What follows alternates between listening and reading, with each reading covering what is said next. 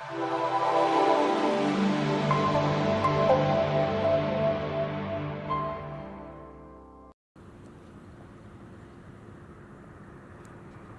тэргүүлэгч Залуу.com сайтаас зохион байгуулсан 2017 оны шилдэг аймаг дүүргийг шалгаруулах санал асуулгын дүнгээр Өмнөговь аймаг шалгараад байгаа. Өмнөговь аймгийн 70 цатхад дотод манай сурвалжлага баг хүрэлцэн ирээд байна.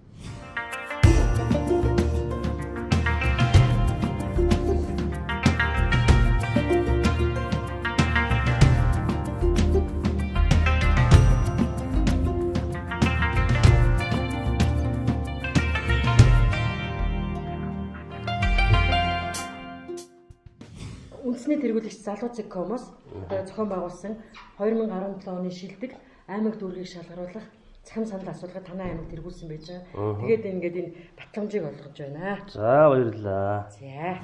Өнгөрч байгаа 2017 онд Өмнөговь аймагт нийт одоо 73.1 тэрбум төгрөгийн хөрөнгө оруулалт бүтээн байгуулалт ажил хийгдэж байна. За мөн одоо үүний хажуугаар улсын төсөвт 29.1 тэрбум төгрөгийг төлрүүлж ингэж ажиллаж байна.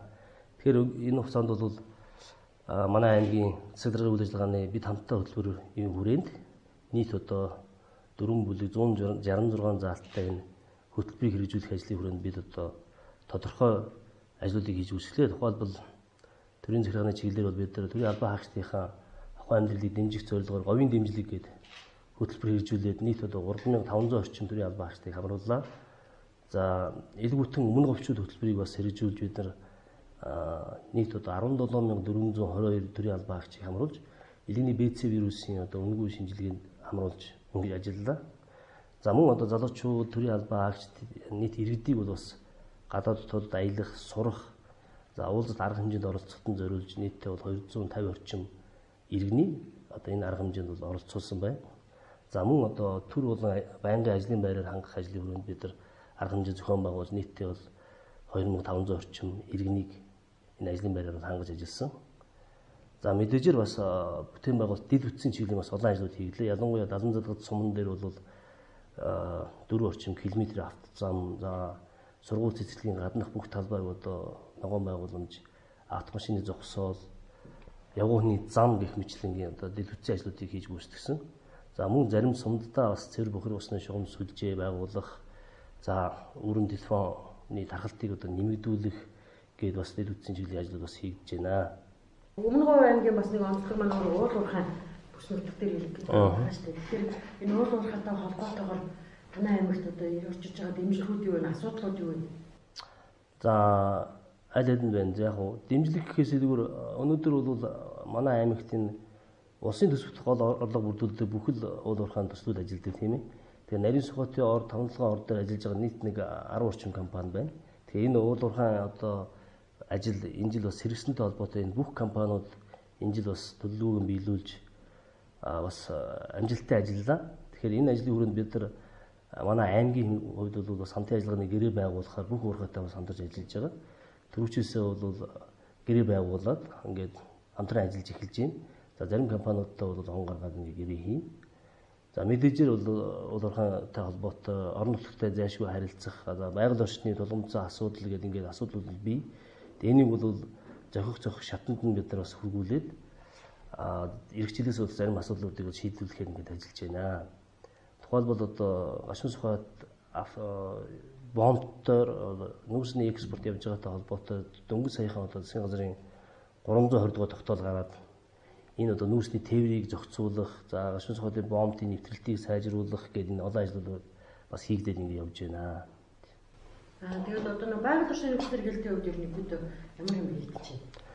За байгаль орчны одоо хамгаалах, нөхөн сэргийлтийн ажлыг хийх, дүүцгүүлээ хамгаалах гэдэг энэ олон ажлуудын хүрээнд бол бүх энэ компаниудтай за төлөвлөгөө энэ компаниуд хийдэг. За энэ төлөвлөгөөний хэрэгжилтийг бид нар одоо бас ажлын хэсэг газар дээр нь очиж үздэг. Жил болгон очиж үзэж танилцдаг. За тэгээд үнэлгээ бас өгдөг байгаа. Тэгэхээр энэ бүх компаниуд өөрсдийнхөө хэмжээнд бол энэ ажлуудаа зохион байгуулалт явж байгаа. Гэхдээ 2018 оноос эхлээд бас тодорхой хэмжээгээр зарим одоо дүүцгүүл хамгаалах ажлыг тухайлбал бид нар энэ компаниуд илүү их одоо ач холбогдол өгж хийлгэх талаар бол бас хамтарч ажиллах ийм зорилготой ажиллаж байна. Зайлшгүй одоо арга хэмжээ бол бас байна. Тухайлбал одоо замын асуудал тийм ээ. Зам бол өргөд одоо говийн хөрс эмзэг учраас замыг зайлшгүй одоо засах, янзлах, мөн одоо хатуу уучлалтай болгох гэх юм олон тулгамдсан асуудал байна. За мөн дээр нь цогцын сумын ойролцоо байгаа энэ томлогоо компаниуд бол сумын одоо иргэдийн тоосчлолтой холбоотой энэ суурин газрыг тэр багийг нүүлгэх асуудал. За дээр нь бас тэр орчмын замыг одоо хатуучтай болгох гэдэг энэ зайлшгүй олон асуудал бас байна. Бас л яг хоттой адилхан бас л удахгүй нэг асуудал үүсгэх утааны асуудал болох гэдэг. Ерөнхийдөө ингээд яг утаа үүсгэх бизнес та бүхэн яг энэ утааг оруулахын тулд ямар арга хэмжээ авч байгаа. Дээрээс нь одоо нүүрс бүхгүй байж дулаан байх одоо салхины, нарны ч юм тийм одоо тоног төхөөрөмжийг нийлүүлэх тийм боломж үзүүлэх судалгаа. За энэ асуудал бол бас л одоо аймаг болгоны тулгамдсан асуудал. Бид нар яг судалж байгаа. Тухайлбал одоо манай аймаг бол бас Улаанбаатартай харьцуулахад харьцангуй дулаахан. Арай илүү бага утаатай байх боломжтой. Гэхдээ одоо яг энэ оргил үеэр бол одоо өсвөсөйг бүгд нь үүсгэж байна. Тэгэхээр бид нар нэгдүгürt одоо орон сууцлуулах бодлого бол явж байна. За хоёрдугаарт энэ цахилгааны үн тарифыг хөнгөлөх чөлөөлөх асуудал дээр бол бас энэ их уян хатан байгаас гэдгийг бол байнга ингэж хүсэж явж байгаа. За яг энэ жилээс манай аймаг дээр бол бас шөнийн тарифыг одоо тэглэх асуудал бол эргэж эхэлж байгаа. Бид нар энэ жил бол зөвхөн аймгийн хөтөлбөрийн хувьд бол тодорхой бас нэг хөрөнгө зараад зарим айлуудыг дулааны одоо хөнгөлөлтөд тэр тоолууртай нөхцөлөөр ажилуулах, за тэр шалны халаалтыг нэвтрүүлэгч гэдэг юм уу ийм ажлуудыг хийж байна. Зарим нэг одоо уурын зүхнүүдийг нэгтгэх төвийн дулаанд холбох ажлуудыг мөн одоо хийж байна. Гэлээгээд бас энэ тэр болгон бас шийдэгдэхгүй байна. Тэгэхээр зайлшгүй одоо ялангуяа дулааны улиралд бол шөнийн тарифыг одоо тэглэх болж игэл өдрийн тарифэндээ ч одоо нэлээд их хөнгөлөлт үзүүлэх зайлшгүй шаардлагатай. Ингээнд бол бид нар бас дулааны шинээр их усүртэй болох энэ судалгаа хийж байна. Манай аймаг бол бас зарим аймагтай харьцуулахад станцтай тийм ээ дулааны цахилгаан станцтай. Гэлээгээд бас өндөө бас тарифаас болоод бас төдийлөн бас зарим айлууд бол хүртэж чадахгүй байна. Тийм учраас дулааны шинэ их усүртэй болох тэр их усүр нүүрөө бас шинэ техник технологитой байх тийм ээ. Тэгээ энэ одоо үнэхээр өмнө тарифын хувьд бас хөнгөлөлтөй байж чадах ийм арга хэмжээг бас авахар ингэ ажиллаж байгаа. Яг энэ чиглэлээр бол Energy Resource компанитай бас хамт ажиллагааны гэрээндээ тусгаад эх жилээс бол бас бид нар энэ судалгааны ажилд орж байна. Одоо эх 2018 онд юм хийж төлөвлөсөн ажлууд юу вэ? 2018 оныг бид одоо аймгийн иргэдийн төлөөлөгчдийн хурлын нэрвэлэгчдийн хурлаараа сая хуралдаад бүтээн байгуулалтын жил болгож зарлаж байна. Тэгэхээр яагаад энэ ажлыг ингэ зарлаж байна гэхээр эх жил бол 103.8 тэрбум төгрөгийн ажил бид нар хийх гэж байна. Зөвхөн Өмнө Говь аймгийн зүгээс. За дээр нь энэ уулуурхайн салбарт хэрэгсэнтэй холбоотой бүхэл одоо компаниуд өөрсдөө хөрөнгө оруулалт бас хийн шүү дээ. Бүхэл албан байгууллагууд бас энэ дээр анхаарч ажиллана. Тэгэхээр бол энэ тогтоол гарсантай холбоотой бид нар бас бүх албан байгууллага аж ахуй нэгжүүдэд бол бас энэ бүтээн байгуулалтын ажлыг эрчимжүүлэх, энд оролцоход бол бас албан даалгавар бас өгөх гэж байна.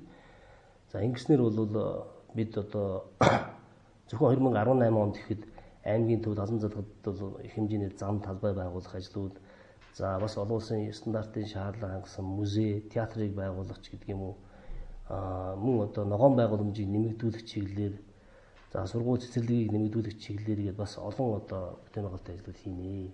Удахгүй гарах одоо 2018 он бол Өмнө Говь аймгийн хувьд одоо бүтээн байгуулалтын жил болно. Тэгэхээр Өмнө говьчууд, Өмнө Говь аймагт ажиллаж амьдарч байгаа иргэн бүр аж ахуй нэгж албан байгууллага болгон энэ ажилд одоо гар сэтгэл нийлж хичээж зүтгэж ажиллах юм бол энэ ажил одоо үнэхээр амжилттай хэрэгжинэ гэдэгт бол итгэлтэй байна. Тэгэхээр 2018 онд та бүхний маань ажил үйлс өөдрөг бүтэмжтэй, бүгдээрээ эрүүл саруул амар амгалан байх болтугай гэж өрөөё.